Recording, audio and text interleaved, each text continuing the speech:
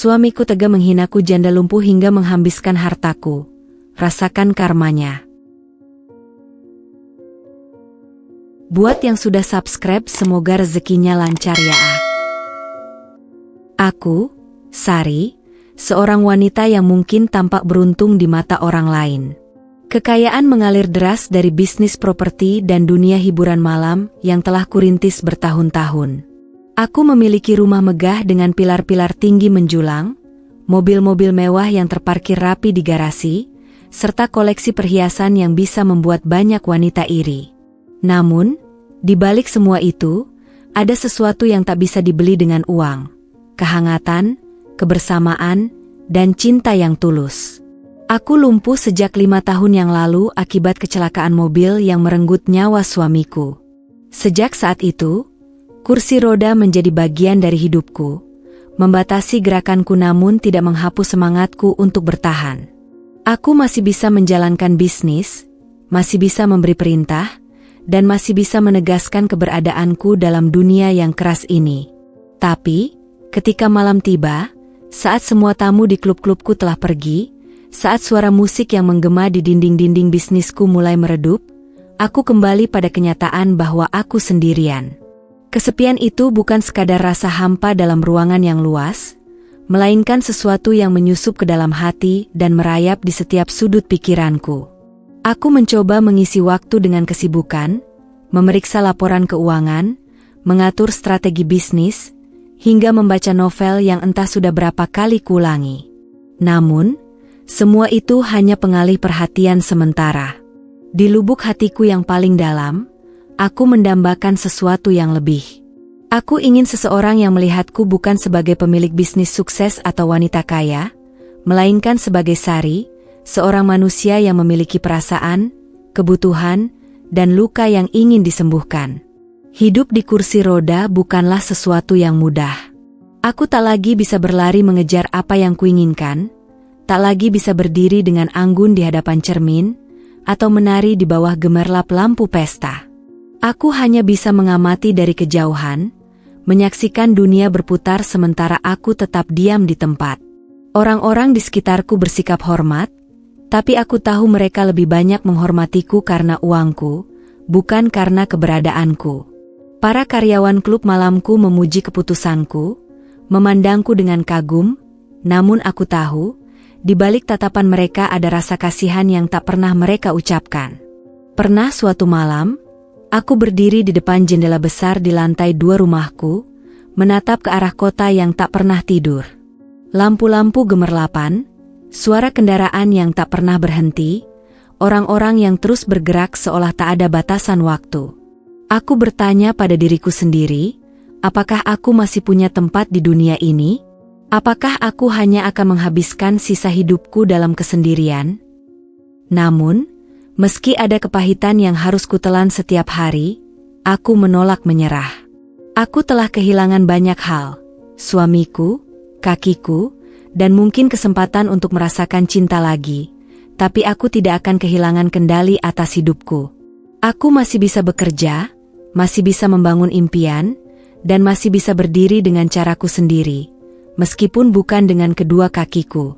Dan saat itulah, di tengah rutinitas yang monoton dan sepi, aku bertemu dengan seseorang yang akan mengubah segalanya. Seorang lelaki bernama Rizkon. Hari itu tak jauh berbeda dari hari-hari sebelumnya. Aku duduk di ruang kerjaku yang luas, dikelilingi oleh layar-layar komputer yang menampilkan laporan keuangan, grafik keuntungan, serta rekaman kamera pengawas dari berbagai cabang bisnis yang kumiliki. Udara di ruangan ini dingin, mungkin karena pendingin ruangan yang selalu disetel rendah, atau mungkin karena keheningan yang selalu menyelimutinya. Aku hanya berkomunikasi dengan orang-orang melalui layar dan telepon, mendengar laporan-laporan dari manajer dan staf-stafku tanpa benar-benar melihat mereka. Begitulah duniaku berjalan, jauh, formal, dan berjarak.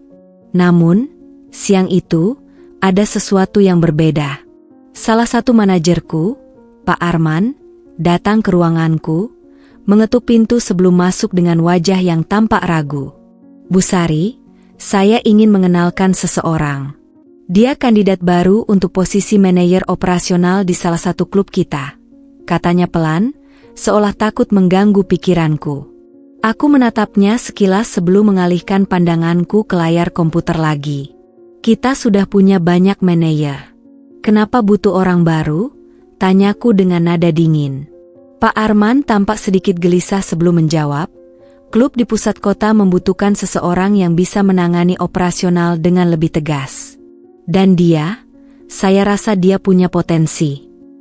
Aku menghela napas pelan. Sudah lama aku kehilangan minat dalam urusan rekrutmen atau wawancara karyawan baru. Biasanya, aku hanya menerima laporan akhir dan menyetujui keputusan yang sudah dibuat oleh tim HR dan para manajer senior. Namun, hari itu, entah mengapa, aku merasa ingin melihat siapa orang yang begitu diakini oleh Pak Arman ini. Baiklah, suruh dia masuk, kataku akhirnya. Beberapa detik kemudian, seorang lelaki masuk ke ruanganku. Langkahnya mantap, bahunya tegap, dan wajahnya memiliki ketampanan yang tidak bisa diabaikan begitu saja. Matanya tajam, namun ada sesuatu yang hangat dalam sorotannya. Ia mengenakan kemeja biru tua dengan lengan tergulung hingga siku, memperlihatkan lengan yang kuat. "Sore, Bu Sari," sapanya dengan suara yang dalam namun lembut. Aku mengamati lelaki itu dengan seksama. Ia tampak percaya diri, namun tidak sombong. Ia tidak menunjukkan tanda-tanda gugup seperti kebanyakan orang yang bertemu denganku untuk pertama kalinya. Dan yang lebih mengejutkan lagi, tatapannya padaku bukanlah tatapan kasihan seperti yang sering kuterima dari banyak orang. Ia tidak melihat kursi rodaku dengan pandangan iba, tidak menunjukkan ekspresi ragu atau canggung. "Nama Anda?" tanyaku singkat, mencoba mempertahankan nada profesional. "Rizkon, Bu. Saya punya pengalaman di bidang manajemen hiburan malam selama beberapa tahun," jawabnya. Aku mengangguk perlahan. "Apa yang membuat Anda tertarik bekerja di sini?" "Ada sesuatu yang berbeda di tempat ini," katanya, tanpa sedikit pun kehilangan ketenangan. "Saya tahu bisnis hiburan malam bukanlah dunia yang mudah, tapi saya percaya, dengan manajemen yang tepat, semua bisa berjalan lebih baik. Saya juga tahu bahwa klub-klub yang Ibu miliki memiliki reputasi yang bersih dan profesional. Saya ingin menjadi bagian dari itu." Jawaban yang cerdas, pikirku. Ia tidak berusaha merayuku dengan kata-kata manis atau menjual diri dengan sanjungan kosong. Ia berbicara langsung, tanpa basa-basi. Aku menyukai orang-orang seperti itu, tegas, percaya diri, dan tidak berlebihan dalam berbicara. Aku mengalihkan pandanganku ke Pak Arman. "Baiklah, saya serahkan keputusan ini padamu. Jika kau yakin dia bisa diandalkan, berikan dia kesempatan." Pak Arman mengangguk. "Terima kasih, Bu Sari." Saat itu, aku mengira pertemuanku dengan Rizkon hanyalah pertemuan bisnis biasa, tak lebih dari sekadar wawancara seorang calon karyawan. Aku tidak menyangka bahwa pertemuan itu akan menjadi awal dari sesuatu yang jauh lebih besar. Hari-hari berlalu, dan aku mulai mendengar laporan tentang Rizkon. Ia bekerja dengan baik, menangani operasional dengan ketegasan yang membuat banyak orang menghormatinya. Klub yang ia kelola berkembang pesat, dan aku mulai memperhatikan namanya lebih sering dalam laporan-laporan yang masuk ke mejaku. Namun, bukan hanya kinerjanya yang menarik perhatianku. Aku mulai menyadari bahwa ia memiliki kebiasaan yang berbeda dari kebanyakan orang di sekitarku. Setiap kali kami bertemu dalam rapat atau acara bisnis, ia selalu memperlakukanku seperti orang biasa. Ia tidak pernah berbicara dengan nada yang terlalu berhati-hati, tidak pernah menunjukkan sikap kasihan, dan yang lebih mengejutkan, ia sering menatap mataku dengan cara yang membuatku merasa dihargai. Aku tidak tahu kapan tepatnya aku mulai menantikan kehadirannya. Setiap kali ia memasuki ruangan, ada sesuatu yang berubah dalam atmosfer. Aku merasa lebih hidup, lebih terlibat, seolah-olah aku bukan hanya seorang pemilik bisnis yang memberi perintah dari jauh, melainkan seseorang yang benar-benar dilihat dan didengar. Suatu hari, Aku tak bisa menahan rasa penasaranku. Saat ia datang ke kantorku untuk melaporkan perkembangan bisnis, aku menatapnya lama sebelum akhirnya bertanya, "Kenapa kamu selalu bersikap biasa saja padaku?" Ia tampak sedikit terkejut dengan pertanyaanku. "Apa maksud ibu?" Aku menghela napas pelan. Sebagian besar orang memperlakukanku dengan cara yang berbeda. Mereka terlalu berhati-hati, terlalu sopan, atau terlalu kasihan. Tapi kamu tidak. Kenapa? Ia tersenyum tipis. Karena saya tidak melihat ibu sebagai seseorang yang perlu dikasihani. Saya melihat ibu sebagai seorang wanita yang kuat, seseorang yang berhasil membangun bisnis besar meskipun banyak tantangan. Itu lebih dari cukup untuk membuat saya menghormati ibu, bukan karena kursi roda, tapi karena siapa ibu sebenarnya. Jawaban itu membuatku terdiam. Aku tidak tahu harus berkata apa. Sudah lama sekali seseorang tidak berbicara kepadaku dengan cara seperti itu. Saat ia pamit dan keluar dari ruanganku, aku menyadari sesuatu, hati yang telah lama kubiarkan membeku perlahan mulai mencair. Ada sesuatu tentang Rizkon yang menarikku, sesuatu yang membuatku ingin lebih mengenalnya. Dan aku tahu, perasaan ini tidak bisa lagi kuabaikan. Pernikahan kami berlangsung sederhana. Tidak ada pesta megah, tidak ada gaun pengantin mewah, dan tidak ada ribuan tamu yang datang untuk menyaksikan hari bahagia kami.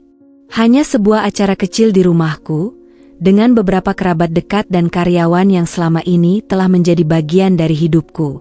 Aku memilih pernikahan yang intim bukan karena aku tidak mampu mengadakan perayaan besar, tetapi karena aku ingin momen ini terasa lebih nyata, lebih hangat, tanpa embel-embel kemewahan yang selama ini selalu menyelimutiku. Saat dia mengucapkan akad, aku duduk di kursi rodaku dengan tangan yang sedikit gemetar. Aku tidak tahu apakah ini adalah keputusan terbaik dalam hidupku. Aku telah lama hidup sendiri, terbiasa dengan kesunyian dan kemandirian. Kini, ada seorang lelaki yang berjanji akan menemani hari-hariku, yang berjanji akan menerimaku apa adanya. Mas Rizkon menggenggam tanganku setelah akad selesai, jemarinya yang hangat terasa begitu kokoh. "Mulai sekarang, aku akan selalu di sampingmu," katanya pelan, namun penuh keyakinan. Hari-hari pertama setelah pernikahan kami terasa seperti mimpi yang terlalu indah untuk menjadi kenyataan. Mas Rizkon selalu ada di dekatku, memastikan bahwa aku merasa nyaman. Ia membantuku dengan hal-hal kecil, membawakan teh hangat di pagi hari, menyelimutiku ketika malam terasa dingin, dan bahkan dengan sabar mendorong kursi rodaku saat kami berjalan-jalan di taman belakang rumah. Aku mulai menikmati kehadirannya, mulai terbiasa dengan suara langkah kakinya yang terdengar setiap kali ia mendekat. Yang paling membuatku tersentuh adalah betapa ia tidak pernah memperlakukanku sebagai seseorang yang lemah. Ia tidak pernah bersikap seolah-olah aku ini beban. Saat aku kesulitan mengambil sesuatu di rak yang tinggi, ia membantuku tanpa membuatku merasa tidak berdaya. Saat aku ingin melakukan sesuatu sendiri, ia memberiku ruang, membiarkanku berusaha, tapi selalu siap sedia jika aku membutuhkan bantuannya. Untuk pertama kalinya dalam waktu yang lama, aku merasa seperti wanita biasa, bukan hanya seorang janda lumpuh yang dikasihani. Pernikahan kami juga membawa perubahan dalam bisnis. Mas Rizkon mulai terlibat lebih dalam, membantu mengelola beberapa klub malam yang sebelumnya selalu kuawasi dari jauh. Ia cerdas dan cepat belajar, mampu menangani masalah dengan ketegasan yang membuatku kagum. Aku senang melihatnya beradaptasi dengan dunia yang telah lama kubangun. Dengan keberadaannya, aku merasa lebih ringan. Aku akhirnya bisa membagi beban yang selama ini kupikul sendiri. Namun, bukan hanya tentang bisnis atau keseharian yang membuat hubungan kami terasa begitu istimewa. Ada momen-momen kecil yang terasa begitu berarti, momen yang selama ini hanya bisa kubayangkan dalam kesendirianku. Seperti ketika kami duduk bersama di ruang tamu, menonton film lama yang tak pernah sempat kutonton sebelumnya. Atau ketika ia memasak sesuatu di dapur, mengacaukan segalanya, lalu tertawa saat menyadari bahwa aku hanya menggelengkan kepala melihatnya berantakan. Ada juga malam-malam ketika aku terbangun dan mendapati dirinya masih duduk di balkon, menatap langit malam. Aku pernah bertanya, "Apa yang kamu pikirkan?" Ia menoleh dan tersenyum kecil. "Tentang bagaimana aku ingin membuatmu bahagia," jawabnya. Jawaban sederhana itu membuat dadaku hangat. Aku tidak pernah mengira akan menemukan seseorang yang mau mencintaiku dengan cara seperti ini. Dengan sabar, dengan tulus, dan tanpa syarat. Seiring berjalannya waktu, aku mulai membuka hati lebih dalam. Aku mulai memanggilnya, Mas Rizkon, dengan kehangatan yang alami, bukan lagi dengan keraguan seperti dulu. Aku mulai mempercayainya bukan hanya sebagai suami, tetapi juga sebagai sahabat, sebagai seseorang yang bisa kuandalkan. Namun, di balik semua kebahagiaan ini, ada sesuatu yang samar-samar mengganggu pikiranku. Sebuah ketakutan kecil yang selalu bersembunyi di sudut hatiku. Apakah ini akan bertahan? Apakah cinta ini benar-benar tulus? Atau hanya sementara? Aku telah kehilangan banyak hal dalam hidup, dan aku tidak tahu apakah aku siap kehilangan lagi. Tapi untuk saat ini, aku memilih untuk menikmati kebahagiaan yang ada. Aku memilih untuk percaya pada Mas Rizkon. Aku memilih untuk percaya bahwa mungkin, hanya mungkin, aku akhirnya menemukan seseorang yang benar-benar bisa menerimaku apa adanya. Pernikahan kami telah berjalan beberapa bulan, dan semuanya tampak baik-baik saja. Mas Rizkon masih menunjukkan perhatian yang sama, masih dengan kelembutannya yang dulu membuatku jatuh hati. Ia membantu mengurus bisnis, menghabiskan waktu bersamaku, dan selalu memastikan kebutuhanku terpenuhi. Setiap pagi, ia menyapaku dengan senyum hangat, mencium keningku sebelum berangkat bekerja, dan setiap malam, ia kembali dengan pelukan yang menenangkan. Aku ingin percaya bahwa kebahagiaan ini akan bertahan selamanya. Namun, perlahan, sesuatu mulai berubah. Awalnya, perubahan itu terasa begitu kecil hingga aku hampir tidak menyadarinya. Mas Rizkon mulai sering pulang lebih larut dari biasanya. Jika sebelumnya ia selalu berusaha pulang sebelum aku tertidur, kini ia sering tiba saat aku sudah terlelap. Ketika aku terbangun dan mendapati tempat tidur di sebelahku kosong, ada perasaan aneh yang menyusup ke dalam hatiku. "Aku sibuk, sayang," katanya setiap kali kutanya. "Urusan bisnis makin banyak, dan aku ingin memastikan semuanya berjalan lancar." Aku mencoba memahami. Aku tahu dunia bisnis hiburan malam tidak pernah sederhana. Klub-klub kami beroperasi hingga dini hari, dan wajar jika Mas Rizkon harus memastikan semuanya tetap berjalan baik. Aku sendiri sering begadang di masa lalu, mengawasi laporan keuangan dan memastikan tidak ada yang melenceng dari jalur. Jadi aku tidak punya alasan untuk meragukannya. Setidaknya, itulah yang kupikirkan saat itu. Tetapi, semakin hari, alasan sibuk itu terasa semakin sering terdengar. Jika sebelumnya ia hanya terlambat pulang sekali atau 2 kali dalam seminggu, kini hampir setiap malam ia baru pulang saat fajar mulai menyingsing. Dan yang lebih menggangguku adalah, ketika kutanya lebih lanjut, jawabannya selalu terasa menggantung, seolah ada sesuatu yang ia sembunyikan. "Bisnis itu tidak semudah yang kamu bayangkan, sayang," katanya suatu malam ketika aku mulai menunjukkan kegelisahanku. "Aku harus menjaga relasi, menemui orang-orang penting, memastikan bahwa semuanya tetap menguntungkan. Kamu tidak perlu khawatir, aku melakukan ini untuk kita." Aku mengangguk, mencoba mempercayainya. Namun, ada sesuatu dalam nada suaranya yang terasa berbeda. Ia tidak lagi berbicara dengan ketulusan yang dulu selalu bisa kurasakan. Ada ketegangan, ada jarak yang perlahan terbentuk di antara kami. Lalu, ada perubahan lain yang mulai muncul. Mas Rizkon, yang dulu selalu menjawab teleponku dengan cepat, kini sering tidak mengangkatnya. Kadang-kadang, butuh berjam-jam hingga ia membalas pesan singkatku, dan saat ia akhirnya membalas, jawabannya sering singkat dan terburu-buru. Aku sedang rapat, atau nanti kita bicara di rumah, ya? Dulu, aku bisa merasakan kehangatan dalam setiap kata-katanya. Kini, rasanya seperti membaca pesan dari seorang rekan bisnis, bukan dari suami yang dulu begitu dekat denganku. Aku mulai gelisah.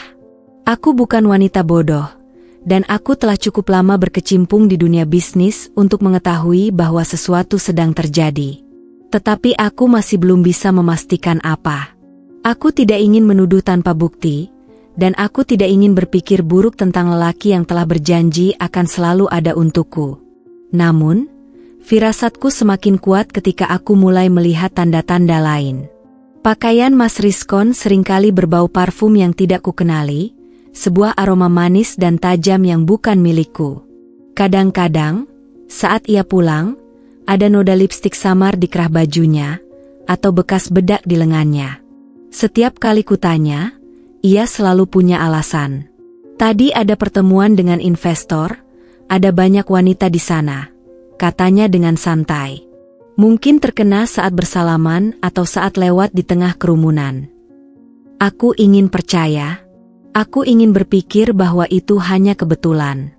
Tapi semakin sering aku mendapati tanda-tanda ini, semakin sulit bagiku untuk mengabaikannya. Aku mulai diam-diam mengamati pergerakannya, mencoba mencari tahu kemana ia pergi setiap malam.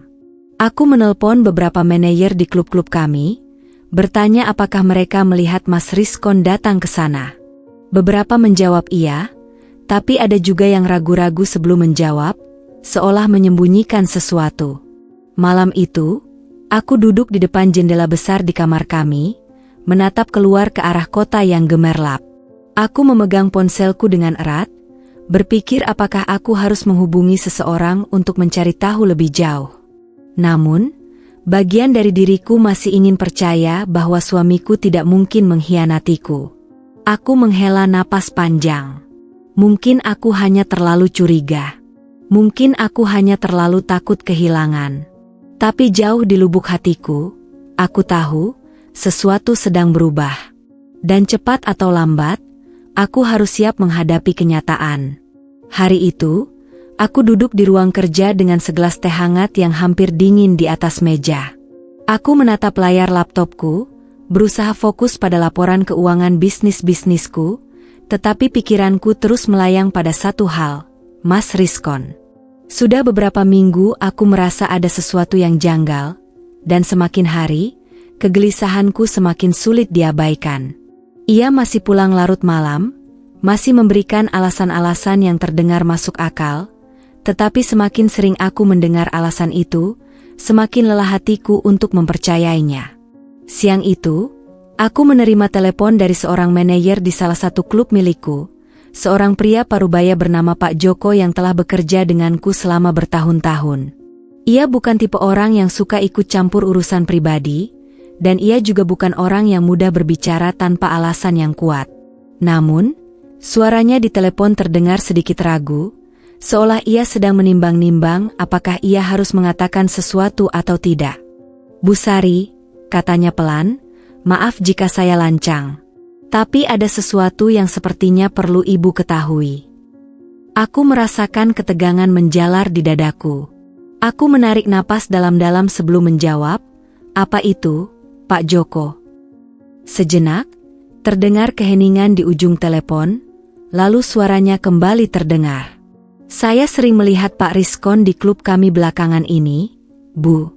Bukan hanya sekadar mengawasi operasional seperti yang biasa ibu lakukan dulu, tapi ia berhenti sejenak, seolah ragu untuk melanjutkan. Tapi apa?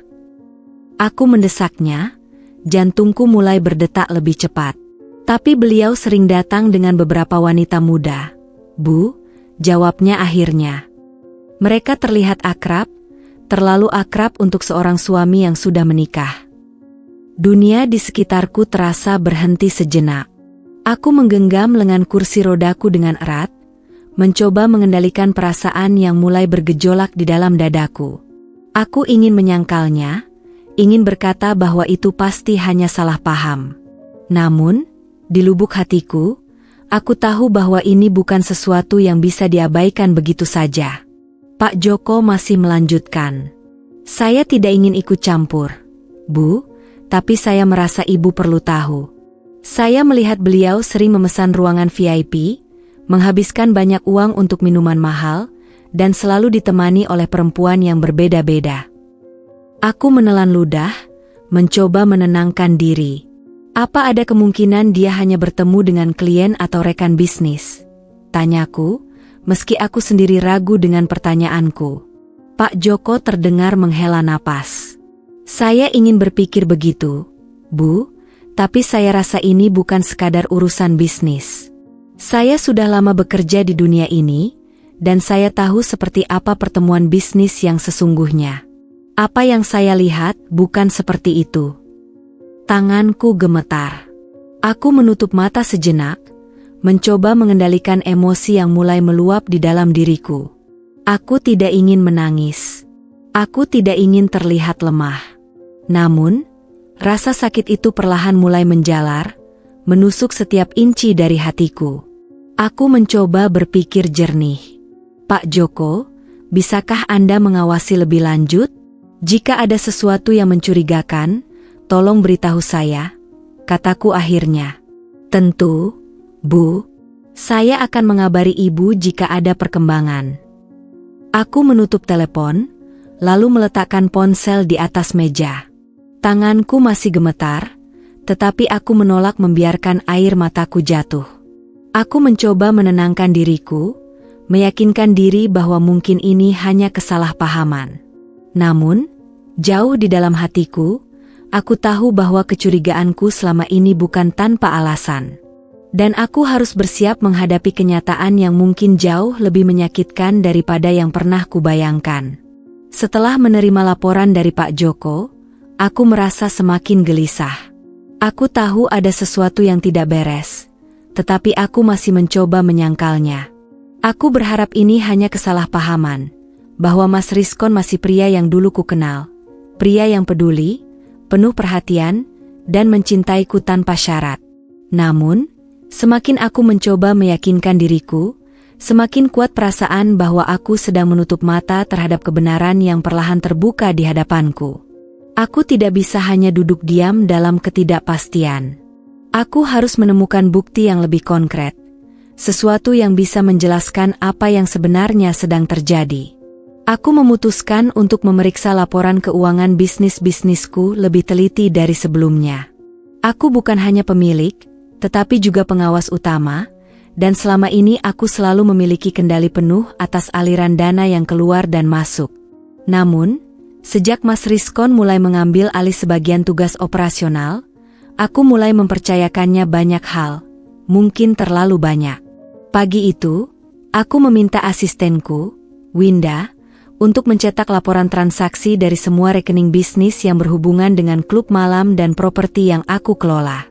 Winda adalah orang yang telah bekerja denganku selama bertahun-tahun, seorang wanita yang setia dan cermat dalam pekerjaannya. Aku tidak ingin terlihat terlalu mencurigakan, jadi aku hanya berkata bahwa aku ingin memastikan segalanya tetap berjalan lancar. Beberapa jam kemudian, Winda kembali dengan setumpuk laporan transaksi. Aku duduk di ruang kerjaku, mengamati angka-angka yang tertera di layar dan lembaran-lembaran di tanganku.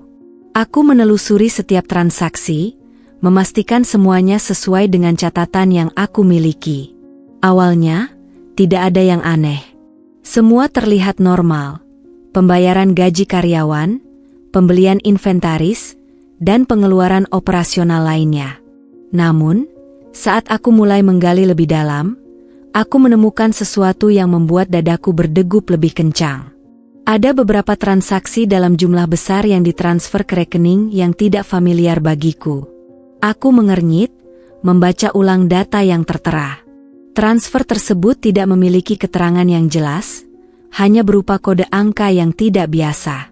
Jumlahnya tidak kecil, ratusan juta rupiah telah berpindah ke rekening-rekening ini dalam beberapa bulan terakhir. Aku menahan napas, mencoba mengingat apakah aku pernah menyetujui transaksi ini. Namun, seingatku, Aku tidak pernah menginstruksikan transfer dana dalam jumlah sebesar itu ke rekening yang tidak kuketahui.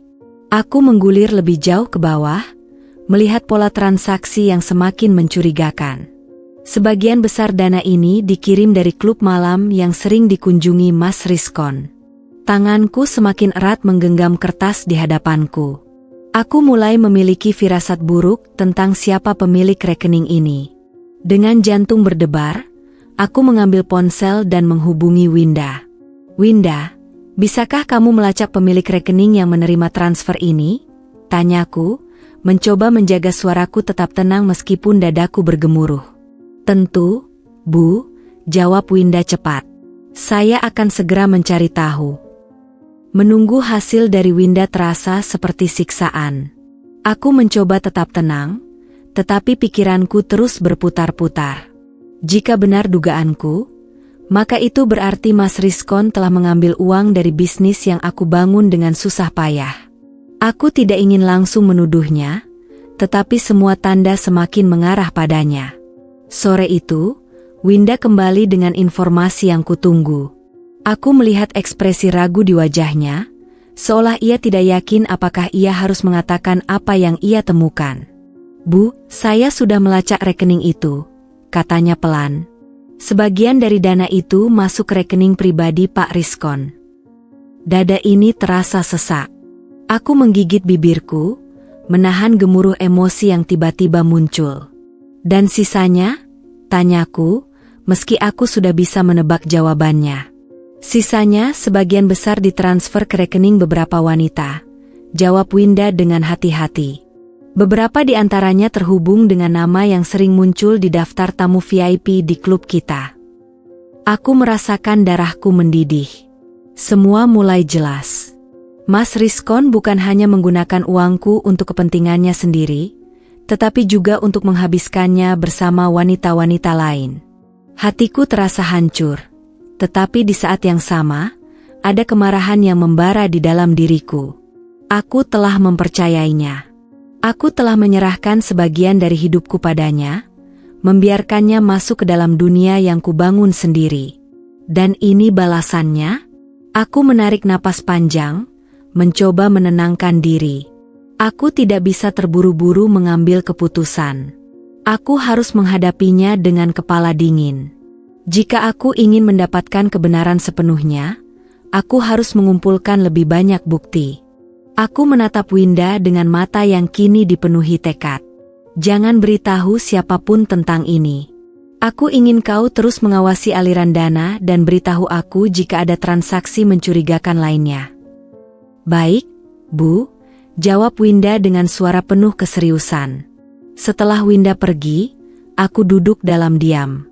Mataku menatap kosong keluar jendela, melihat langit yang mulai gelap. Aku merasa lelah, kecewa, dan marah. Aku tahu aku harus melakukan sesuatu.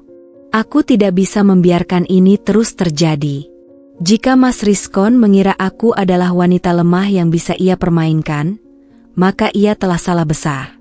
Malam ini, aku memutuskan bahwa aku akan mencari tahu semuanya sampai ke akar-akarnya.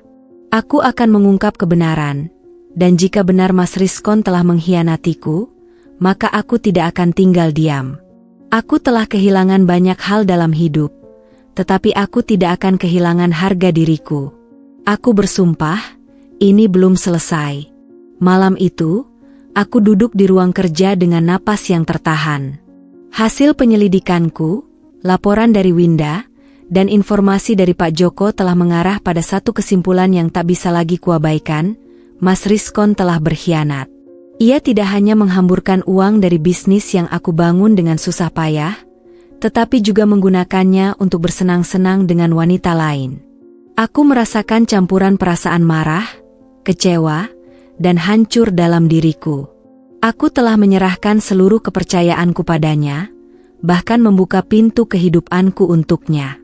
Aku telah berharap bahwa ia adalah pria yang akan menemaniku melewati hari-hari sulit, seseorang yang akan menjaga dan melindungiku. Tapi kenyataan berkata lain. Ia telah mengkhianati segala sesuatu yang kami bangun bersama. Namun, Aku bukan wanita yang akan membiarkan diriku larut dalam kesedihan. Aku tahu aku harus bertindak. Aku tidak bisa membiarkan ini berlalu begitu saja. Aku tidak bisa membiarkan Mas Rizkon terus memanfaatkan kelemahanku. Aku mungkin seorang wanita yang duduk di kursi roda, tetapi aku bukan wanita lemah. Maka, aku mulai merencanakan langkahku dengan hati-hati. Aku ingin melihat sendiri bagaimana Mas Rizkon menghabiskan malamnya. Aku ingin memastikan dengan mataku sendiri bahwa semua yang kudengar bukan sekadar laporan dari orang lain. Malam itu, aku meminta Winda untuk menghubungi seorang sopir pribadiku. Aku ingin pergi ke klub tempat Mas Rizkon sering menghabiskan waktunya, tetapi aku tidak ingin menimbulkan kecurigaan. Dengan mengenakan mantel panjang dan syal yang menutupi sebagian wajahku, aku meninggalkan rumah tanpa memberitahu siapapun. Mobil melaju pelan di tengah hiruk-pikuk kota malam. Lampu-lampu jalan berpendar, menciptakan bayangan panjang di jendela mobil.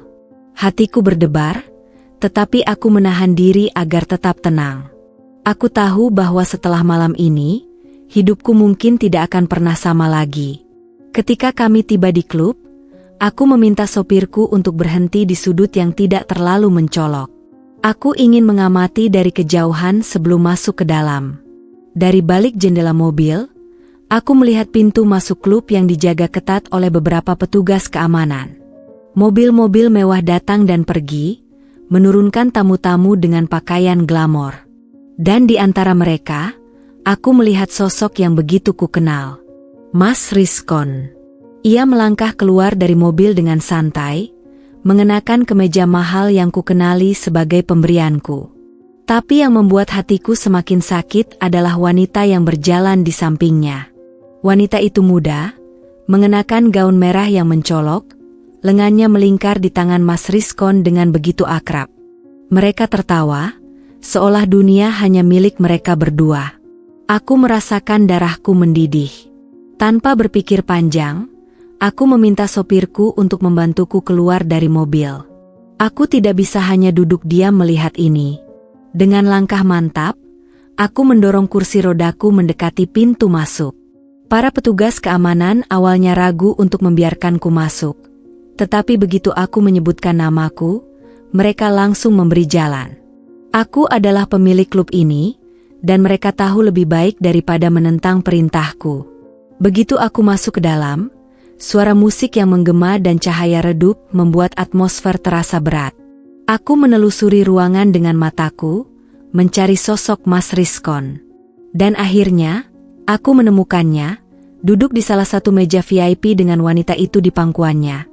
Tangannya melingkar di pinggangnya, minuman mahal di genggaman. Hatiku hancur, tetapi kemarahanku lebih besar daripada rasa sakit yang kurasakan. Dengan penuh percaya diri, aku mendorong kursi rodaku mendekati mejanya. Orang-orang mulai menoleh, berbisik satu sama lain saat mereka menyadari kehadiranku. Mas Rizkon belum menyadari kehadiranku sampai aku berhenti tepat di depan mejanya. Ketika ia mengangkat wajahnya dan melihatku, aku bisa melihat keterkejutan di matanya. Matanya membelalak, bibirnya sedikit terbuka seolah ingin mengatakan sesuatu, tetapi ia terdiam. "Selamat malam, Pak Rizkon," kataku dengan suara tenang, meskipun aku bisa merasakan kemarahan membakar dadaku. Wanita di sampingnya tampak kebingungan, matanya berpindah dari wajahku ke wajah Mas Rizkon. Aku bisa melihat bagaimana Mas Rizkon berusaha menyusun kata-kata di kepalanya, mencoba mencari alasan atau pembelaan, tetapi aku tidak memberinya kesempatan. Aku hanya ingin memastikan sendiri apa yang sudah aku dengar selama ini. Lanjutku, menatap langsung ke matanya. Dan sepertinya aku tidak perlu bukti lebih lanjut. Ia membuka mulutnya, tetapi sebelum ia bisa mengeluarkan satu kata pun, aku mengangkat tanganku, menyuruhnya diam. "Jangan repot-repot berbohong, Mas," kataku tajam. "Aku sudah tahu semuanya. Aku sudah melihat transaksi keuangan, rekening-rekening yang kau gunakan untuk mentransfer uang ke wanita-wanita ini. Aku sudah mendengar dari orang-orang yang lebih setia kepadaku daripada dirimu. Dan sekarang, Aku melihatnya dengan mataku sendiri. Aku melihat ekspresi Mas Rizkon berubah. Keterkejutannya berubah menjadi kepanikan, lalu berganti menjadi sesuatu yang lebih dingin, sebuah ekspresi yang belum pernah kulihat sebelumnya. "Sari, dengarkan aku," katanya akhirnya. "Ini tidak seperti yang kamu pikirkan." Aku tertawa kecil, tetapi tawaku penuh dengan kepedihan. "Tidak seperti yang kupikirkan? Jadi menurutmu, apa yang baru saja kulihat ini? Permainan bisnis? Negosiasi?" Ia terdiam. Aku menarik napas dalam-dalam, lalu menatapnya dengan penuh keberanian. "Mulai malam ini, aku tidak ingin melihatmu lagi di klub ini, atau dimanapun dalam hidupku. Aku akan memastikan bahwa setiap sen yang kau curi dariku akan kau bayar kembali. Dan aku tidak peduli bagaimana caranya." Aku melihat wajahnya mengeras, tetapi aku tidak peduli lagi. Aku telah memberikan kepercayaanku padanya, dan ia telah menghancurkannya tanpa sedikit pun penyesalan. Aku menoleh ke petugas keamanan yang berdiri di dekatku. Pastikan dia tidak pernah menginjakkan kaki di sini lagi. Dengan satu perintah itu, aku berbalik dan meninggalkan klub, meninggalkan pria yang dulu kucintai tetapi kini hanya menjadi bagian dari masa laluku. Aku tidak akan membiarkan diriku hancur karena pengkhianatan ini. Aku lebih kuat dari itu. Dan aku akan memastikan bahwa ini hanyalah awal dari kebangkitanku. Aku pulang malam itu dengan hati yang masih bergemuruh. Perasaan marah, kecewa, dan sakit hati bercampur menjadi satu dalam dadaku. Kata-kata yang ingin kuucapkan pada Mas Rizkon masih tersangkut di tenggorokanku, dan tatapan sinisnya saat aku mengusirnya dari klub itu terus berputar di kepalaku. Aku tahu ini belum berakhir. Aku tahu Mas Rizkon tidak akan tinggal diam. Dan benar saja, keesokan harinya, aku menerima telepon darinya. Aku sedang duduk di ruang kerjaku, mencoba menenangkan pikiranku dengan menata ulang strategi bisnis yang berantakan gara-gara ulahnya, ketika ponselku bergetar. Nama Mas Rizkon terpampang di layar. Aku menatapnya selama beberapa detik sebelum akhirnya menjawab dengan suara yang dingin. "Kita harus bicara," katanya tanpa basa-basi. Suaranya terdengar tegang, hampir seperti orang yang sedang terpojok. "Aku tidak punya hal lain untuk dibicarakan denganmu," jawabku, berusaha tetap tenang meskipun jantungku berdegup kencang. "Jangan bertindak seperti ini, Sari," suaranya sedikit meninggi. "Setidaknya beri aku kesempatan untuk menjelaskan." Aku mendengus. "Menjelaskan apa? Bahwa aku salah melihatmu memeluk wanita lain? Atau bahwa semua uang yang kau ambil dari bisnisku hanyalah sebuah kesalahpahaman?" Hening. Aku bisa merasakan bahwa ia sedang mencari alasan, sesuatu yang bisa membuatku kembali percaya padanya. Tapi aku sudah lelah. "Aku akan datang ke rumah," katanya akhirnya. "Aku tidak mau melihatmu." "Terlalu buruk," katanya dengan nada yang lebih tajam. "Aku tetap akan datang." Aku menutup telepon tanpa menjawab. Dadaku terasa sesak, bukan karena takut, tetapi karena aku tahu bahwa pertarungan ini belum selesai. Aku menarik napas dalam-dalam dan memanggil Winda. "Winda, pastikan semua pengawal berjaga di rumah hari ini," kataku tegas. "Aku tidak mau ada orang yang masuk tanpa izinku." Winda mengangguk, tetapi aku bisa melihat kekhawatiran di matanya. Aku mengerti. Ini pertama kalinya aku menghadapi sesuatu seperti ini, sebuah pengkhianatan dari seseorang yang seharusnya menjadi pelindungku. Tapi aku tidak akan mundur. Siang itu, seperti yang ia janjikan, Mas Rizkon datang. Aku melihat mobilnya berhenti di halaman rumah, dan ia keluar dengan langkah yang penuh keyakinan, seolah-olah ia masih memiliki kendali atas hidupku. Para pengawalku langsung berdiri di depan pintu, tetapi aku memberi isyarat agar mereka membiarkannya masuk. Aku ingin menyelesaikan ini dengan caraku sendiri. Mas Rizkon melangkah masuk ke ruang tamu dengan ekspresi yang sulit ditebak.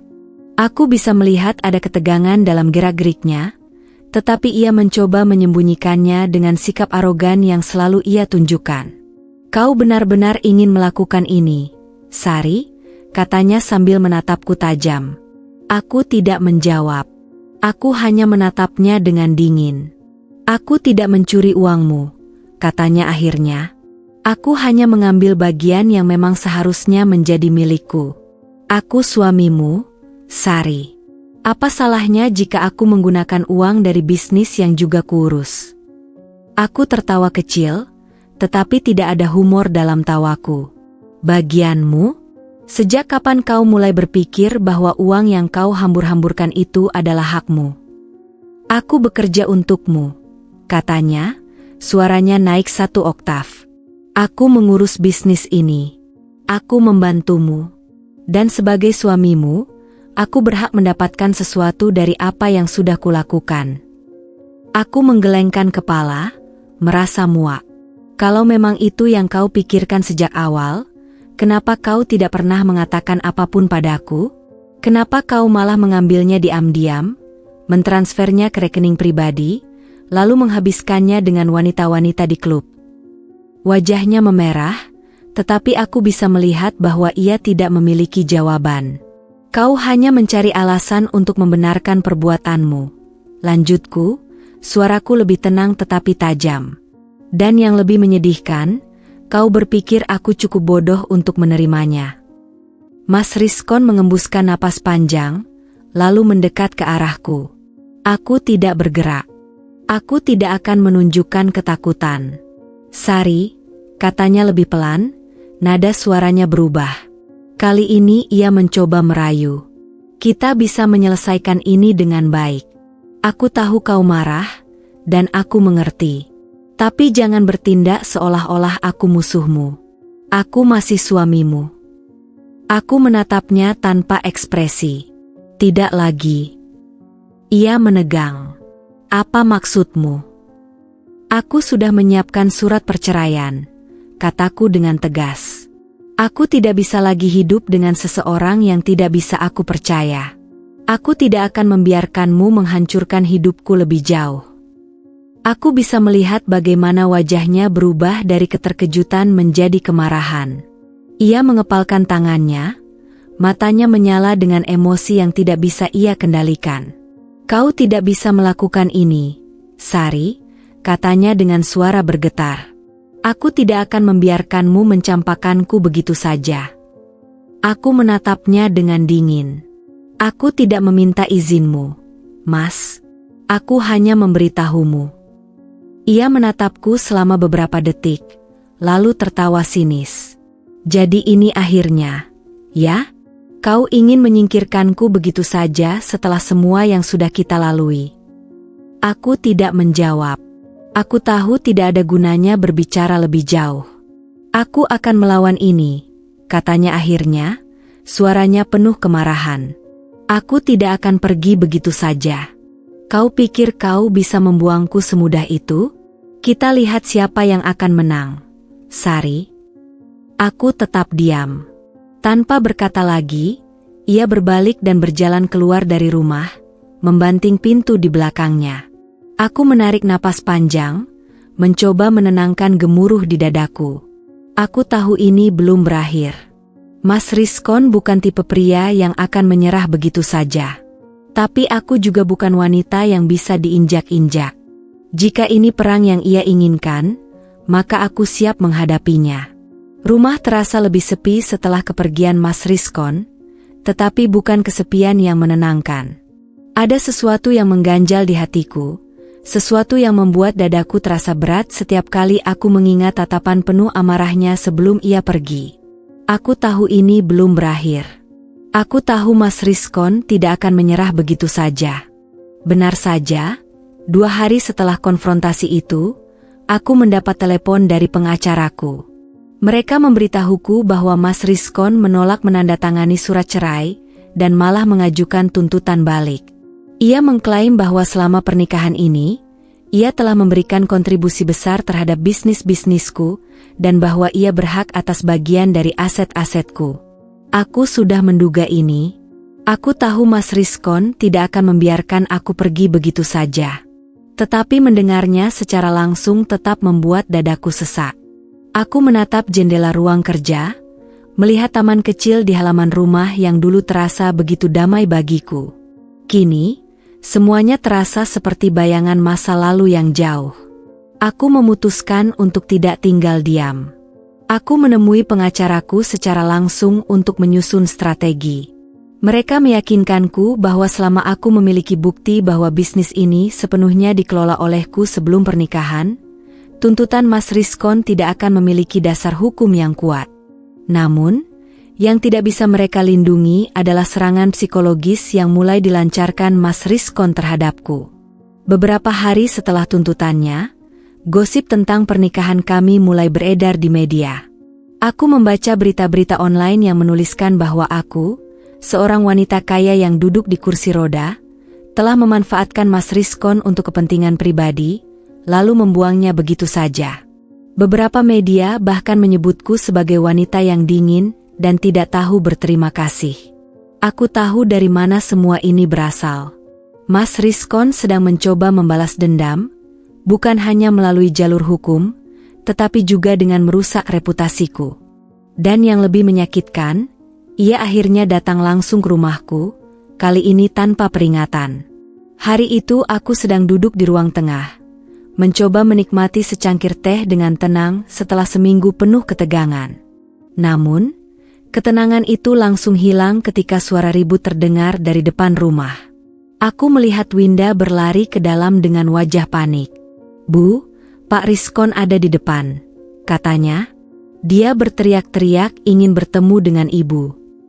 Aku menghela napas panjang. Aku tahu ini akan terjadi cepat atau lambat. "Biarkan dia masuk," kataku akhirnya. Tak lama kemudian, Mas Rizkon berjalan masuk dengan langkah penuh amarah. Aku menatapnya, mencoba mencari sisa-sisa pria yang dulu kucintai, tetapi aku tidak menemukannya. Yang berdiri di hadapanku sekarang adalah seseorang yang dipenuhi kebencian dan ego yang terluka. "Apalagi yang kau inginkan, Mas?" tanyaku dengan suara tenang, meskipun hatiku berdebar kencang. Ia tertawa sinis. "Apa yang aku inginkan? Aku ingin keadilan, Sari." Aku mengangkat alisku. "Keadilan?" "Ya," katanya dengan suara meninggi. "Aku ingin dunia tahu bahwa kau bukan korban di sini. Kau hanya seorang wanita lumpuh yang berpikir bisa mengendalikan segalanya dengan uangmu. Kau pikir aku mencintaimu? Tidak, Sari. Aku hanya bertahan selama ini karena aku kasihan padamu." Aku merasakan napasku tercekat. Kata-kata itu menusuk jauh ke dalam hatiku, lebih dalam daripada semua pengkhianatan yang telah ia lakukan. Mas Rizkon melanjutkan dengan suara penuh penghinaan, "Kau pikir ada pria normal yang mau bersama wanita seperti kau? Kau pikir kau berharga? Tidak, Sari. Kau hanya seorang wanita yang sendirian dan putus asa, dan aku cukup baik untuk berpura-pura peduli."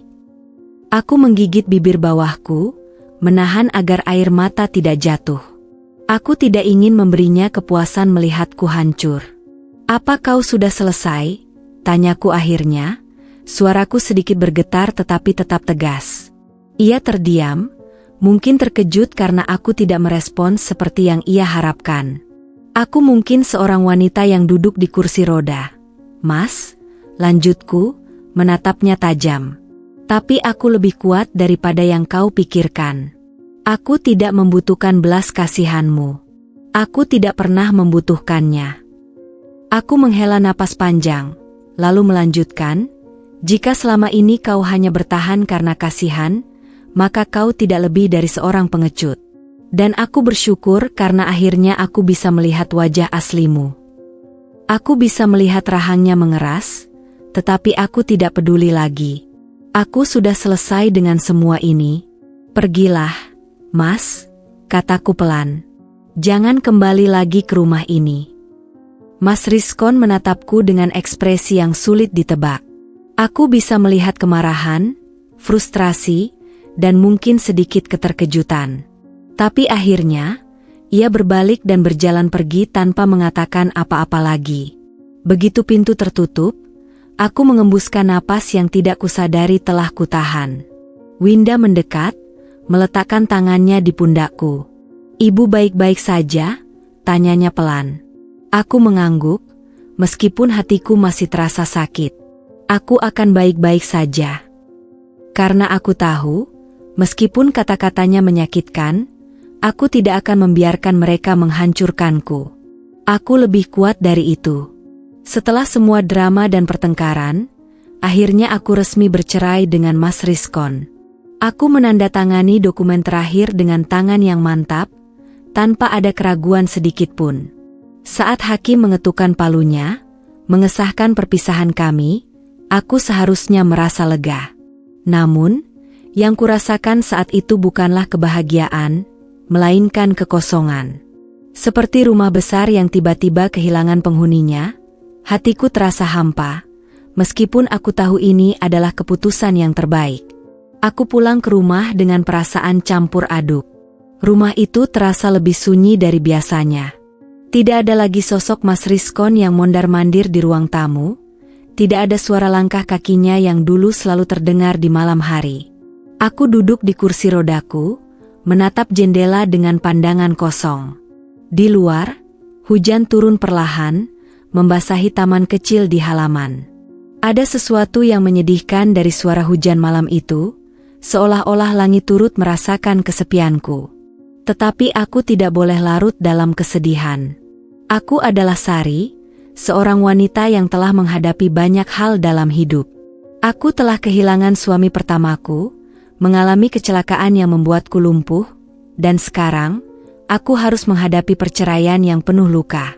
Namun, jika ada satu hal yang kupelajari dari semua itu, adalah bahwa hidup selalu berjalan, tidak peduli seberapa berat langkah yang harus kita ambil.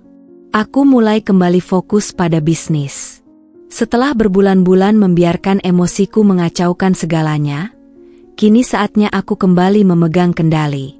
Aku mengadakan rapat dengan para manajer, mengevaluasi kembali laporan keuangan, dan menyusun strategi baru untuk ekspansi bisnis propertiku.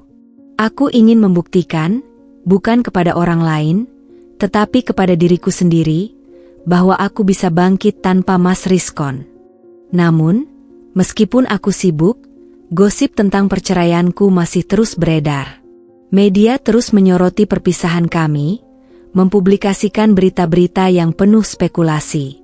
Ada yang mengatakan bahwa aku mencampakkan Mas Rizkon setelah aku bosan dengannya. Ada juga yang menyebut bahwa aku menggunakan pengaruh dan uangku untuk menekan mantan suamiku. Aku membaca komentar-komentar di media sosial yang penuh dengan tuduhan kejam, menyakitkan, dan tak jarang merendahkanku hanya karena kondisiku yang lumpuh. Pada awalnya, aku mencoba mengabaikannya. Aku berpikir, seiring berjalannya waktu, semua ini akan mereda. Tapi aku salah. Gosip itu semakin liar. Beberapa akun anonim mulai menyebarkan cerita bahwa aku adalah wanita kejam yang memperlakukan suamiku seperti bawahan. Mereka mengatakan bahwa aku terlalu dominan, terlalu kuat, sehingga membuat Mas Rizkon merasa tak berguna sebagai seorang pria. Malam itu, aku duduk di kamar, menatap layar laptopku dengan mata berkaca-kaca. Aku telah melewati begitu banyak hal dalam hidup, tetapi kata-kata dari orang-orang asing ini masih bisa menusuk hatiku. Aku menarik napas dalam-dalam, berusaha menenangkan diri. Lalu, Winda datang dan duduk di sampingku. "Bu Sari, jangan pedulikan mereka," katanya dengan suara lembut. Aku menoleh padanya dan tersenyum tipis. Kadang aku bertanya-tanya, "Winda, kenapa orang-orang lebih suka menyalahkan perempuan setiap kali ada perceraian? Seolah-olah wanita selalu menjadi penyebab utama kegagalan pernikahan." Winda menghela napas. "Karena dunia ini memang masih berpihak pada pria, Bu. Apalagi kalau yang terlibat adalah perempuan sekuat ibu. Mereka tidak suka melihat wanita mandiri dan tidak bergantung pada laki-laki." Aku mengangguk pelan. Aku tahu Winda benar. Aku telah membangun bisnis ini dari nol. Aku memiliki kekayaan dan kekuatan yang membuat banyak orang tidak nyaman. Mungkin, di mata mereka, wanita sepertiku tidak seharusnya ada. Hari-hari berikutnya, aku memutuskan untuk berhenti membaca komentar negatif tentang diriku. Aku menutup akses ke berita-berita yang hanya membuat hatiku sakit. Aku menyibukkan diriku dengan pekerjaan dan hal-hal yang membuatku bahagia. Aku mulai menghabiskan lebih banyak waktu dengan keponakanku, membaca buku yang sudah lama ingin kubaca, dan bahkan mencoba belajar melukis sebagai bentuk terapi emosional. Namun, sesekali, kabar tentang Mas Rizkon masih sampai ke telingaku. Aku mendengar bahwa setelah perceraian, ia mulai hidup berfoya-foya lebih terang-terangan. Ia sering terlihat di berbagai klub malam, menghabiskan uang tanpa berpikir panjang. Aku mendengar bahwa beberapa bisnis yang pernah ia jalankan mulai merugi karena manajemen yang buruk. Aku seharusnya merasa puas mendengar itu. Aku seharusnya merasa senang karena pria yang telah mengkhianatiku akhirnya mendapatkan balasannya. Tapi kenyataannya, aku tidak merasakan apapun. Tidak ada rasa puas, tidak ada kebahagiaan. Hanya ada perasaan kosong. Aku tidak menginginkan kehancurannya. Aku hanya ingin kebebasanku. Malam itu, aku duduk di balkon rumah, menatap langit yang gelap. Angin malam terasa sejuk di kulitku. Aku berpikir tentang semua yang telah terjadi, semua yang telah kulalui. Aku telah kehilangan banyak hal dalam hidupku, tetapi aku masih di sini. Aku masih hidup. Dan itu berarti, aku masih punya kesempatan untuk mencari kebahagiaanku sendiri. Aku menatap ke depan dengan tekad yang baru. Aku tidak akan membiarkan masa laluku menghantuiku selamanya. Aku akan terus berjalan, terus bergerak maju, dan menemukan kebahagiaan yang benar-benar milikku. Malam itu aku duduk di ruang kerja, menikmati secangkir teh hangat sambil membaca laporan keuangan terbaru dari bisnis propertiku. Aku sudah mulai terbiasa dengan kehidupanku setelah perceraian. Hari-hariku kembali dipenuhi dengan pekerjaan, pertemuan dengan para investor, dan perjalanan bisnis yang terkadang melelahkan, tetapi juga memberikan kepuasan tersendiri. Namun, ketenangan malam itu buyar ketika ponselku bergetar di atas meja. Aku melirik layar dan melihat nama Winda tertera di sana. Aku mengerutkan kening. Winda jarang meneleponku malam-malam seperti ini kecuali ada sesuatu yang penting. Aku segera mengangkatnya. "Ada apa, Winda?" tanyaku. "Ibu?" Suara Winda terdengar ragu, seolah-olah ia mencari cara untuk menyampaikan sesuatu yang sulit. "Saya baru dapat kabar. Pak Rizkon mengalami kecelakaan." Aku terdiam. Ada sesuatu di dalam diriku yang seketika mendingin. Tetapi di saat yang sama, ada juga perasaan aneh yang sulit kujelaskan. "Seberapa parah?" tanyaku akhirnya. Katanya cukup serius. "Bu, dia sedang dirawat di rumah sakit sekarang. Dokter bilang kakinya kemungkinan besar harus diamputasi." Aku menutup mata, membiarkan kata-kata Winda tenggelam di dalam pikiranku. Amputasi. Itu bukan sekadar cedera ringan. Itu adalah perubahan hidup yang permanen. Aku tahu lebih dari siapapun bagaimana rasanya kehilangan bagian dari tubuh, dan harus menghadapi kenyataan baru yang tidak pernah diharapkan. Namun, aku juga tidak bisa mengabaikan kenyataan bahwa ini adalah pria yang telah mengkhianatiku, yang telah mencaci maki dan merendahkanku dengan kata-katanya yang menyakitkan. Ia telah meninggalkanku dengan luka yang begitu dalam, dan sekarang, ia yang harus menghadapi takdirnya sendiri. "Apa ibu mau menjenguknya?" tanya Winda hati-hati. Aku menarik napas panjang. Aku tidak tahu jawabannya. Malam itu aku tidak bisa tidur. Aku berbaring di tempat tidurku, menatap langit-langit kamar sambil memikirkan segalanya. Kenangan-kenangan bersama Mas Rizkon kembali bermunculan dalam pikiranku, kenangan manis saat ia masih pria yang penuh perhatian, saat aku mempercayainya sepenuhnya, sebelum semuanya hancur berkeping-keping. Aku ingat bagaimana aku dulu sering mengeluh tentang kesulitan hidup di kursi roda, dan ia akan duduk di sampingku, menggenggam tanganku, dan mengatakan bahwa aku masih wanita yang kuat. Aku ingat bagaimana dulu aku begitu percaya bahwa ia adalah orang yang bisa kuandalkan.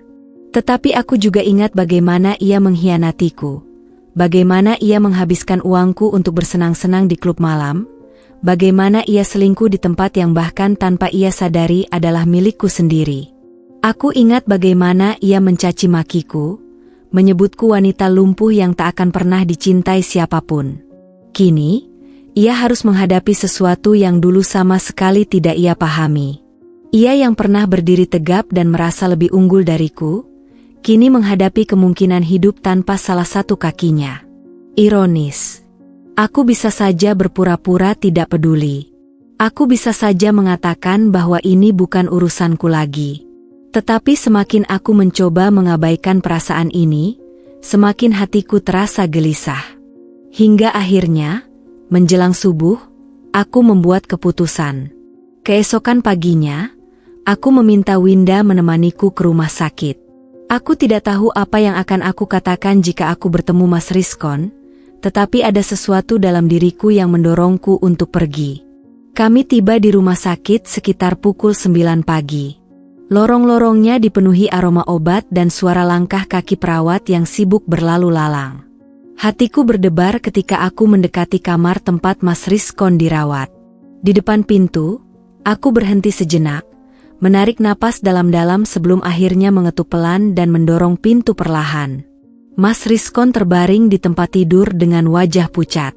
Ada perban besar di sekitar kepalanya, dan kedua tangannya penuh dengan infus. Tetapi yang paling mencolok adalah kakinya. Kaki kanan yang dulu begitu kokoh, kini hanya tinggal separuh, terbungkus perban putih. Ia menoleh perlahan ketika mendengar pintu terbuka. Untuk sesaat, ia hanya menatapku dengan ekspresi yang sulit ditebak. Lalu, ia mengerjap, seolah tidak percaya melihatku berdiri di sana. "Kau datang?" Suaranya serak, hampir seperti bisikan. Aku hanya mengangguk, tidak tahu harus berkata apa. Ia menelan ludah, lalu mengalihkan pandangannya ke arah jendela. "Aku tidak menyangka kau akan peduli." Aku menghela napas. Aku tidak tahu apakah aku peduli atau tidak. Jawabku jujur. Tapi aku tahu bagaimana rasanya kehilangan bagian dari tubuhmu. Aku tahu bagaimana rasanya bangun suatu hari dan menyadari bahwa hidupmu tidak akan pernah sama lagi. Ia terdiam lama. Kemudian, dengan suara yang lebih pelan, ia berkata, "Aku dulu meremehkanmu, ya?" Aku tidak menjawab. Aku pikir aku kuat. Aku pikir aku tidak akan pernah mengalami hal seperti ini. Aku selalu merasa lebih tinggi darimu. Aku selalu berpikir bahwa aku lebih berhak atas kebebasanku, atas hidupku. Ia tertawa kecil, tapi tawa itu penuh kepahitan. Sekarang aku mengerti. Aku mengerti bagaimana rasanya. Aku menatapnya lama, mencari kejujuran dalam sorot matanya. Untuk pertama kalinya sejak perpisahan kami, aku melihatnya bukan sebagai pria yang mengkhianatiku, bukan sebagai seseorang yang telah menyakitiku, tetapi sebagai manusia yang juga bisa jatuh, yang juga bisa hancur. Hidup telah memberinya pelajaran yang sangat mahal. Dan entah kenapa, aku tidak merasa puas atau bahagia melihatnya seperti ini. Aku hanya merasa, "Iba, apa kau masih membenciku, Sari?" tanyanya pelan. Aku menghela napas panjang, menatap lurus ke matanya. "Aku tidak tahu, Mas. Tapi aku tahu bahwa aku tidak ingin hidup dengan membawa kebencian selamanya." Ia menatapku lama, lalu mengangguk pelan. Aku mengerti. Aku tidak tahu apakah aku akan memaafkannya. Aku tidak tahu apakah luka yang ia tinggalkan bisa benar-benar sembuh. Tetapi satu hal yang pasti, aku tidak akan membiarkan masa laluku terus menghantuiku. Aku akan terus maju, dengan atau tanpa pengampunan. Hari-hari berlalu setelah kunjunganku ke rumah sakit. Aku tidak kembali menemui Mas Rizkon, dan aku pikir pertemuan singkat itu adalah akhir dari semua urusan kami. Aku sudah cukup baik hati datang dan mendengar penyesalannya, meski aku belum bisa benar-benar memaafkannya. Aku ingin percaya bahwa itu sudah cukup untuk menutup bab ini dalam hidupku. Namun, takdir sepertinya belum selesai mempertemukan kami. Pagi itu, aku sedang duduk di ruang kerjaku, memeriksa laporan bulanan dari manajer bisnis propertiku. Cahaya matahari yang masuk melalui jendela memberikan kehangatan yang menenangkan, tetapi pikiranku tetap sibuk dengan angka-angka yang tertera di layar laptopku. Aku hampir tenggelam dalam pekerjaanku ketika Winda mengetuk pintu dan masuk dengan ekspresi ragu-ragu. "Ada apa, Winda?" tanyaku tanpa mengalihkan pandangan dari layar. Winda menggigit bibirnya sebelum menjawab. "Bu, Pak Rizkon datang." Jari-jariku membeku di atas keyboard. Aku mengangkat kepala, menatap Winda dengan ekspresi tak percaya. "Apa?" "Ia ada di luar, Bu, bersama seseorang yang mendorong kursi rodanya." Aku menghela napas panjang. Rasanya ada sesuatu di dalam dadaku yang bergetar.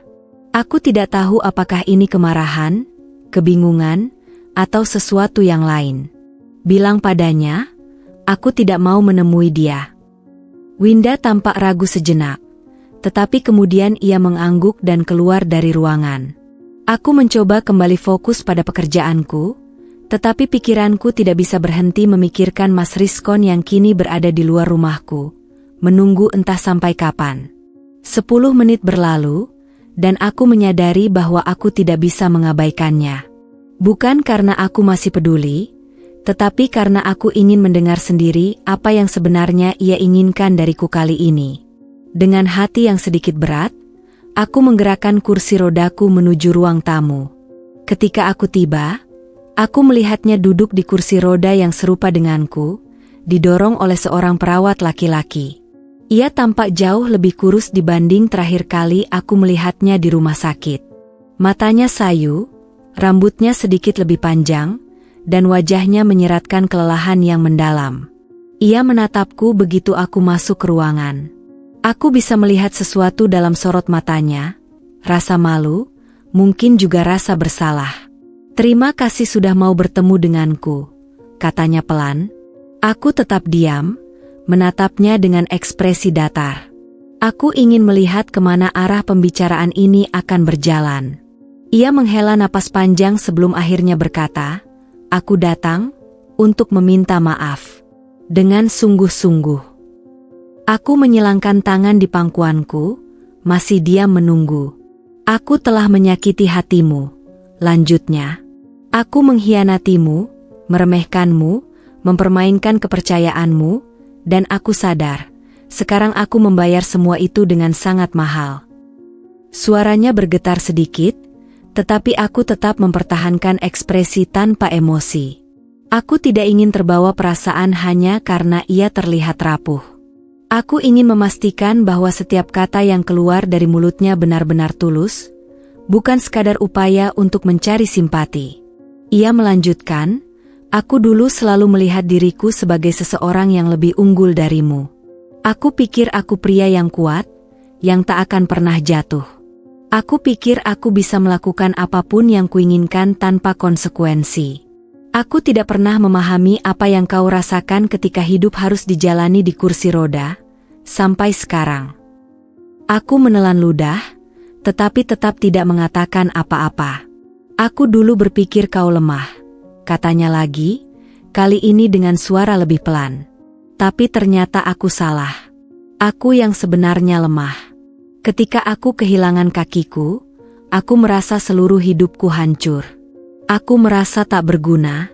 Aku marah pada dunia, pada nasib, pada semuanya. Aku ingin menyerah. Tapi, lalu aku teringat padamu." Aku mengernyit. Aku teringat bagaimana kau masih bisa menjalani hidupmu setelah kehilangan kemampuan berjalan.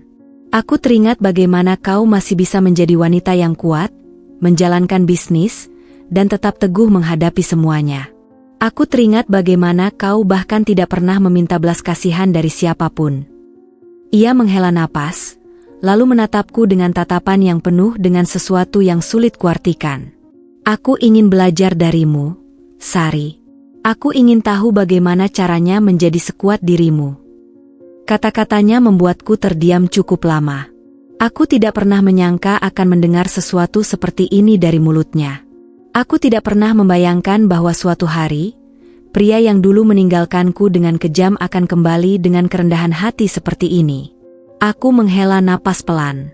Aku tidak tahu apakah aku bisa benar-benar memaafkanmu, Mas, kataku akhirnya. Terlalu banyak luka yang sudah kau tinggalkan. Ia mengangguk, seolah-olah sudah menduga jawabanku. Aku tidak meminta maaf supaya kau memaafkanku saat ini juga, katanya lirih. Aku hanya ingin kau tahu bahwa aku benar-benar menyesal. Dan aku harap, meski bukan sekarang, suatu hari nanti, kau bisa memaafkanku. Aku menatapnya lama. Lalu aku berkata, memaafkan itu butuh waktu. Tapi aku menghargai keberanianmu untuk datang dan mengakui kesalahanmu. Sebuah senyum tipis muncul di wajahnya, senyum yang penuh dengan rasa bersalah dan kelegaan di saat yang bersamaan. Terima kasih, Sari. Aku mengangguk, lalu membiarkan keheningan mengisi ruangan untuk beberapa saat. Kemudian, dengan suara lebih pelan, aku berkata, aku harap kau bisa menemukan caramu sendiri untuk bangkit, Mas. Hidup tidak berakhir hanya karena kehilangan satu bagian dari tubuhmu. Ia menatapku dalam-dalam, lalu mengangguk perlahan. Hari itu, aku tidak tahu apakah aku sudah benar-benar memaafkannya. Tapi setidaknya, aku merasa sedikit lebih ringan. Tidak lagi terbebani oleh kemarahan yang selama ini kusimpan dalam hatiku. Setelah pertemuan itu, aku merasa sesuatu dalam diriku mulai berubah. Bukan karena aku tiba-tiba bisa melupakan semua luka yang Mas Rizkon tinggalkan, tapi karena aku menyadari bahwa aku tidak lagi terpenjara oleh rasa sakit yang ia berikan. Aku telah menghabiskan banyak waktu membenci dan menyimpan dendam, tetapi kini aku mulai bertanya pada diriku sendiri, apa gunanya semua itu? Dendam tidak akan mengubah masa lalu. Luka tidak akan kembali utuh hanya karena aku terus mengingatnya. Aku sudah bertahan hidup dan membangun kembali kehidupanku. Aku tidak lagi menjadi perempuan yang dulu ia rendahkan. Aku telah membuktikan bahwa aku lebih kuat dari yang ia kira. Dan kini, aku diberi kesempatan untuk membuktikan bahwa aku juga cukup kuat untuk melepaskan beban itu. Tapi memaafkan bukanlah hal yang bisa terjadi dalam semalam. Aku butuh waktu. Beberapa minggu berlalu sejak pertemuan kami di rumahku. Aku tidak pernah menghubungi Mas Rizkon lagi, tetapi kabar tentangnya sesekali sampai kepadaku. Winda, yang masih sering berinteraksi dengan perawat yang merawatnya, bercerita bahwa setelah kecelakaan itu, Mas Rizkon benar-benar berubah. Ia tidak lagi menghambur-hamburkan uang, tidak lagi berpesta di klub malam seperti dulu. Ia lebih banyak menghabiskan waktu di rumah, menjalani terapi fisik, dan mencoba beradaptasi dengan kehidupannya yang baru. Aku mendengarkan cerita itu dengan perasaan campur aduk. Aku tidak merasa kasihan kepadanya, tetapi aku juga tidak merasa puas melihat kejatuhannya. Aku hanya merasa bahwa inilah hidup, selalu memberi pelajaran kepada setiap orang dengan caranya masing-masing. Hingga suatu hari, aku menerima sebuah surat. Seorang kurir mengantarkannya ke rumahku. Aku membuka amplop itu dengan rasa ingin tahu, dan begitu aku melihat tulisan tangan yang familiar di atas kertas, aku langsung tahu bahwa surat itu dari Mas Rizkon. Sari, aku tidak tahu apakah aku pantas menulis surat ini untukmu, tetapi ada banyak hal yang masih ingin kukatakan. Aku tahu aku tidak bisa mengubah masa lalu, dan aku tidak ingin meminta kesempatan kedua. Aku hanya ingin kau tahu bahwa aku benar-benar menyesali apa yang telah kulakukan kepadamu. Aku telah menghabiskan banyak malam berpikir tentang bagaimana aku telah menyia-nyiakan seseorang yang mencintaiku dengan tulus. Aku tahu aku sudah terlambat untuk menyadari semua itu. Aku tahu tidak ada kata-kata yang bisa menghapus luka yang telah kuberi kepadamu. Tetapi, jika aku boleh meminta satu hal, aku hanya ingin kau memaafkanku. Bukan untukku, tapi untuk dirimu sendiri. Aku tahu kau kuat, lebih kuat dari yang pernah kubayangkan. Kau telah membuktikan bahwa hidup tidak harus bergantung pada siapapun. Kau telah membuktikan bahwa kursi roda tidak pernah bisa menghalangimu untuk menjadi seseorang yang berharga. Aku hanya berharap suatu hari nanti, aku bisa belajar dari keteguhan hatimu. Terima kasih telah mencintaiku dulu, meski aku tidak pantas mendapatkannya. Rizkon. Aku menutup surat itu dengan tangan sedikit gemetar. Hatiku terasa berat, tapi di saat yang sama, ada sesuatu yang menghangat di dalam dadaku. Aku duduk diam di kursi rodaku, memandang keluar jendela. Langit sore berwarna jingga keemasan, dan aku membiarkan diriku larut dalam keindahan itu. Aku tahu aku telah mengambil keputusan yang benar. Aku tidak bisa melupakan semua yang telah terjadi, tapi aku bisa memilih untuk tidak lagi terikat pada masa lalu. Aku bisa memilih untuk melangkah maju, dengan hati yang lebih ringan dan pikiran yang lebih tenang. Dan untuk pertama kalinya dalam waktu yang lama, aku merasa benar-benar bebas. Sejak aku membaca surat dari Mas Rizkon, ada perasaan aneh yang menghuni hatiku. Bukan rasa sakit, bukan juga kebahagiaan, tapi semacam kelegaan yang pelan-pelan menjalari setiap sudut jiwaku. Aku sudah melepaskan beban itu. Aku tidak perlu lagi menyimpan kebencian terhadapnya, karena aku sadar kebencian hanya akan membuatku tetap terikat dengan masa lalu.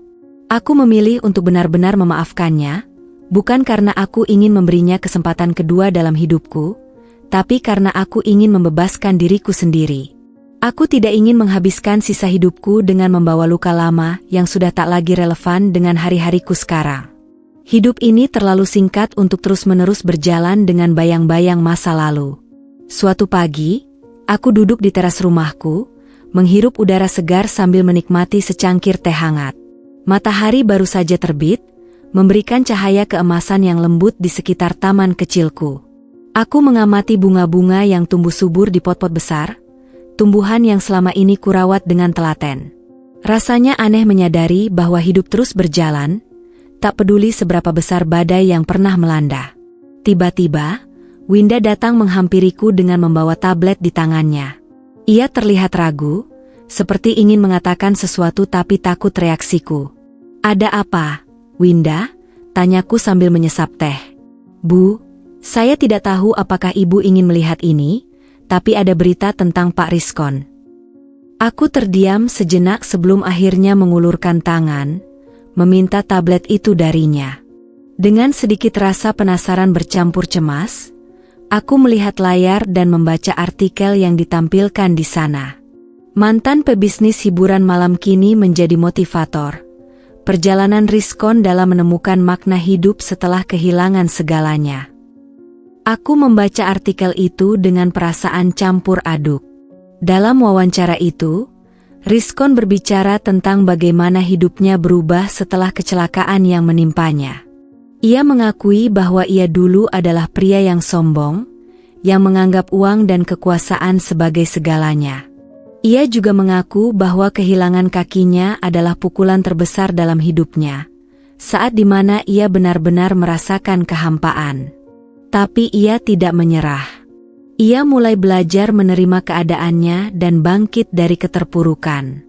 Ia membaca banyak buku tentang psikologi dan pengembangan diri, mengikuti terapi mental, dan mulai berbagi kisahnya dengan orang-orang yang mengalami nasib serupa. Hingga akhirnya, ia menemukan panggilannya sebagai motivator, membantu orang-orang yang kehilangan harapan untuk kembali menemukan tujuan hidup mereka. Aku menutup artikel itu dan menatap ke kejauhan. Lucu sekali bagaimana hidup ini berjalan. Seorang pria yang dulu merendahkanku karena keadaanku, kini harus belajar menjalani hidup di kursi roda, sama sepertiku. Aku tidak tahu apakah ini karma atau hanya kebetulan, tapi aku lebih suka menganggapnya sebagai pelajaran hidup. Aku tidak pernah membayangkan bahwa Rizkon akan berubah sejauh ini. Tapi aku juga sadar bahwa setiap orang bisa belajar dari kesalahannya, dan aku tak punya hak untuk menilai apakah perubahan itu tulus atau tidak. Yang jelas, aku tidak lagi menyimpan dendam. Aku meletakkan tablet di atas meja kecil di sampingku dan tersenyum kecil. Aku tahu, aku telah memilih jalan yang benar. Hari-hari berikutnya, aku lebih fokus menjalani hidupku. Aku kembali sibuk mengurus bisnis propertiku, sesekali mengawasi perkembangan usaha hiburan malam yang masih beroperasi di bawah pengelolaan orang-orang kepercayaanku. Tapi ada satu hal yang berbeda. Aku tidak lagi terobsesi dengan kesuksesan semata. Aku ingin melakukan sesuatu yang lebih berarti.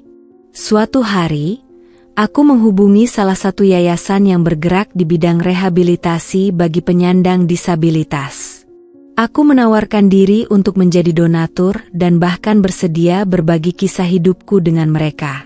Aku ingin memberikan inspirasi, ingin menunjukkan bahwa keterbatasan fisik bukanlah akhir dari segalanya. Pertemuan pertamaku dengan para penyandang disabilitas di yayasan itu adalah pengalaman yang mengubah cara pandangku. Aku melihat berbagai cerita perjuangan yang luar biasa. Ada yang kehilangan kaki karena kecelakaan, ada yang sejak lahir mengalami kelumpuhan, ada juga yang kehilangan harapan karena tekanan mental yang berat. Aku berbicara dengan mereka, berbagi kisahku, dan mendengarkan kisah mereka. Aku menyadari bahwa aku bukan satu-satunya yang pernah merasa hancur, bukan satu-satunya yang pernah merasa kehilangan kendali atas hidup. Tapi aku juga melihat bagaimana harapan bisa tumbuh dalam keadaan yang paling sulit sekalipun.